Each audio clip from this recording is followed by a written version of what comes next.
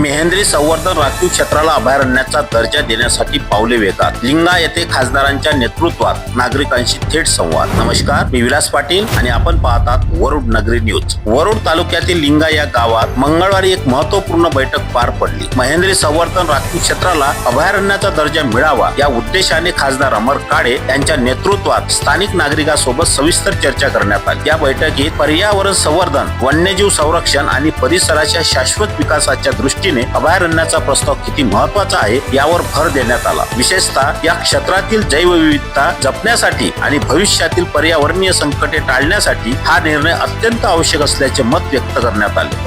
अजून काही लोकांनी या ठिकाणी व्यक्त केला, खरेदी विक्रीचे व्यवहार आपले कशा पद्धतीने होतात, मागच्या काही वर्षातला रेकॉर्ड काढला जातो, त्याच्यावर डीडी रेटचं रेट ठरवले जातात आणि कशामुळं आपण ते कमी आपण त्याचे हे करतो। खरेदी करत असताना स्टॅम्प ड्युटी वाचली पाहिजे, त्याकरता कमी याच्यामध्ये आपण ते सर्व करतो।